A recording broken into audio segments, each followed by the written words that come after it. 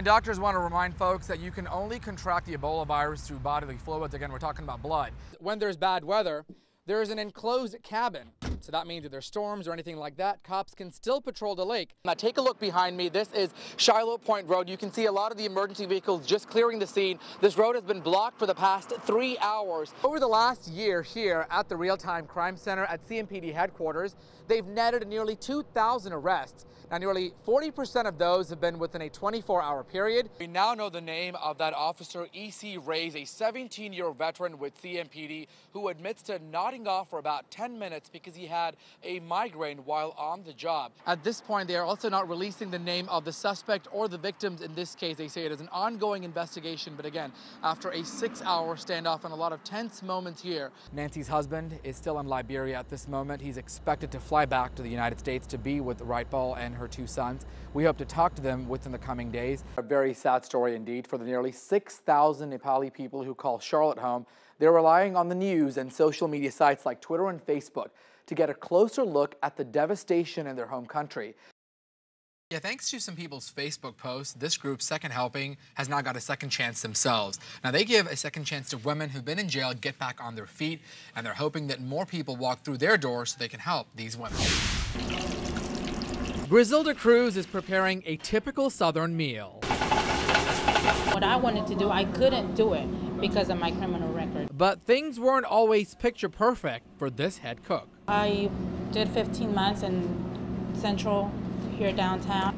Got out and I said, I want to change my life. Cruz spent time in jail for conspiracy charges. Everybody thinks because you've gone to jail, you did something horrible, but we all have a story behind, Cruz got a second chance at Second Helping, a local nonprofit that helps women who've spent time in jail. It's not just a job opportunity, it's more than that. It's the relationship we have with each other. We know we can go to each other because we've been through the same situation. No, it's not done. And Second Helping also got its second chance today. When we opened back in August, we thought it was going to be busier than it was. We weren't getting enough customers. And it just became a struggle making just payroll. I was in here yesterday and almost in tears because I kind of thought that this dream that we had was kind of just, that maybe it was time to let go of it. We have no money, we have no customers, and she said it's going to be okay. And today I just looked at it and it was like, it's going to be okay. On a typical day, Second Helping brings in about $50 during the lunch rush. But thanks to a Facebook post by some enthusiastic folks at Plaza Midwood, they got a ton of folks today, bringing in more than $800 in donations. It just took a whole, 180 degrees turn on us. Thank you, sir. A simple meal can be a recipe for success. When you realize how you can do something so simple as buying lunch and it can inspire someone to make a difference, and maybe this will inspire other businesses to really give people with a criminal record or any kind of past a second chance and help out. I just believe that anything that benefits us versus having people go back into the system, if there's a way to keep these ladies off the streets and to earn respect again through the community, everybody makes mistakes. It's really hard to get a job. Don't give up.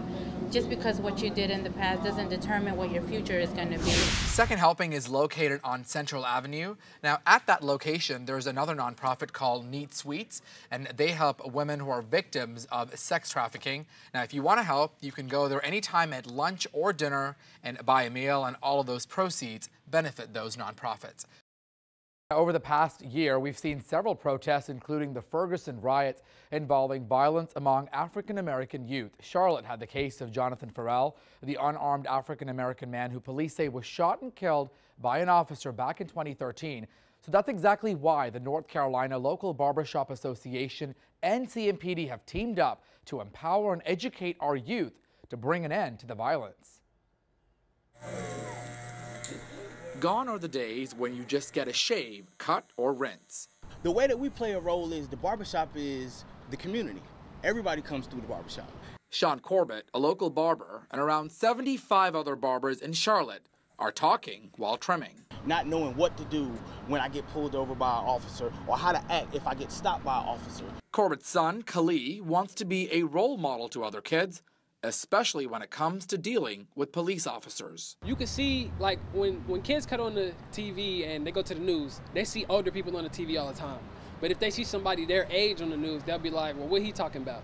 It makes a difference. Like, it's different from hearing something from your parents or hearing it from an elder than listening to actually somebody your age. The father-son duo shares a special bond, just like the partnership between barbers and CMPD. In this case, the dad is a barber and the son wants to be an officer. Every time you cut on the TV and you're looking at the police, it's something bad.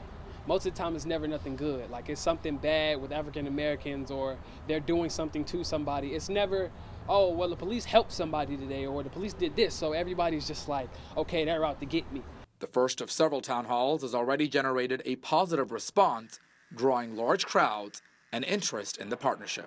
Man, the first one was amazing, man. It was Super Bowl Sunday, and we expected maybe about 50 people. It was 250 people there. I always had the desire to serve. And I just feel like it'd be like something cool, and, you know, for an African American to be a police officer and show kids that I went to school with you, like, we're regular people, and, like, you know, stuff like that.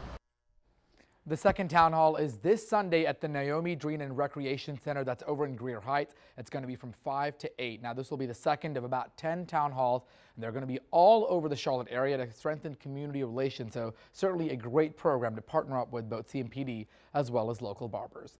New details just released by CMPD after a fiery wreck this morning just outside of uptown Charlotte. Now to some breaking news around the globe. ISIS may have struck again. The U.S. is now working to confirm an online video. We spoke with him just a short while ago. Matt's first book, A Deadly Secret, told the bizarre story of Robert Durst more than a decade ago. You know, she was last seen leaving a coffee shop. She'd only been there about a couple of weeks, and then she vanishes. And now, you know, it's been, what, 18 years this June. Police say they are responsible for a string of robberies in the Charlotte area. Take a look. Police say 24-year-old Montreal Foreman and 23-year-old Tyrell McDuffie robbed more than 15 businesses. It's a situation most parents don't want to hear about, that their children were exposed to nude pictures in school. But that's exactly what some parents in Cleveland County are facing tonight. Now to another developing story out of Boone tonight. Investigators are trying to figure out what exactly happened that led to a student death. Police say it happened at the Appalachian State University. After former Mayor Patrick Cannon pled guilty to wire fraud, we heard from U.S. attorneys and FBI agents for the first time. Senate Bill 346 would repeal a law that says children are exempt from vaccinations if their parents or guardians object to religious beliefs. A tragic story indeed. Aguilera's girlfriend is urging the person or persons responsible for this crime to do the right thing and turn themselves into police. North Carolina is the third largest producer of strawberries and just behind California and Florida. Just a few hours back, we caught up with two police officers from the Landis Police Department who were in New York this past weekend. Tonight, Collier's family talks about the guilty verdict as well as a local runner who was in Boston during the bombings. Tonight, police are still looking for a burgundy vehicle that fled the scene. We've also requested the 911 tapes from CMPD. Now, several states were supposed to report on their penalties for child abusers to lawmakers in Washington, D.C. last month.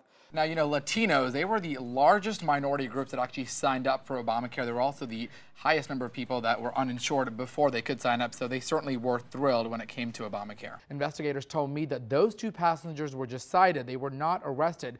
And sources close to this investigation say Hampton was signed to the Ravens on a futures contract back in January, but was never on the team. So we did feel a little bad that we put some people on the test, but for those of you who don't know, St. Paddy's Day is a cultural and religious celebration. It's actually celebrated on Tuesday. Good evening, everyone. I'm Archith Seshadri. Thanks for joining us for Fox 46 News at 10. What's being described as a freak accident has left one man dead on the job in Union County. Now, this information just coming into our newsroom. Police say two tractor drivers carrying logs collided with each other. One log pierced through not just another driver's windshield, but the driver himself. David Santendri has details. Investigators say there's still no word if there was any sort of in-vehicle distraction that may have led to that accident. Well, an 82-year-old crossing guard for Cornelius Elementary School is still in the hospital tonight after getting hurt on the job yesterday. Now, police won't say at this time how Robert Jose is doing, but they did identify the driver who allegedly struck him. Officers say the driver was a 78-year-old man, also from Cornelius. His name is Larry Matthews. Police say Matthews was going above the speed limit in that school zone, which was more than 20 miles an hour when he hit Jose. Out of a Fox 46 exclusive, a former roommate of General David Petraeus talked to us about his old friend. Rich Clifford roomed with Petraeus during their senior year at the military academy. He said Petraeus is a born leader and a born communicator. Clifford also says that while Paula Broadwell tarnished the four-star general's reputation, he's still the same man he's always known. After pleading guilty to leaking classified information to Broadwell, a judge sentenced Petraeus to 2 years probation and a $100,000 fine. A shakeup at one local school system has some sheriff deputies frustrated. It's a story we first broke to you at 6, and tonight we hear from the Chester County Sheriff's Office as well as the school system. The Chester County School System says they've added cameras in all buildings, made sure all doors automatically are armed, and they've also put in security officers in every building, all after the Sandy Hook shootings. A domestic disturbance call turns into a meth bust. Early this morning, Timothy Dale Jackson Jr. and Natasha Barrett, both of South Carolina, were in a Comfort Inn hotel room in Lincolnton. Police say that's when they responded to a call. They found 20 grams of high-quality meth was valued at more than $2,500. Both were arrested on site. They received a $50,000 bond. They will be in court this Monday. 25 years ago, NASA launched the Hubble telescope, which still sends us stunning pictures of the universe. For its 25th anniversary, Hubble's got this shot of the constellation Carina. Carina includes a cluster of 3,000 stars called Westerlin 2.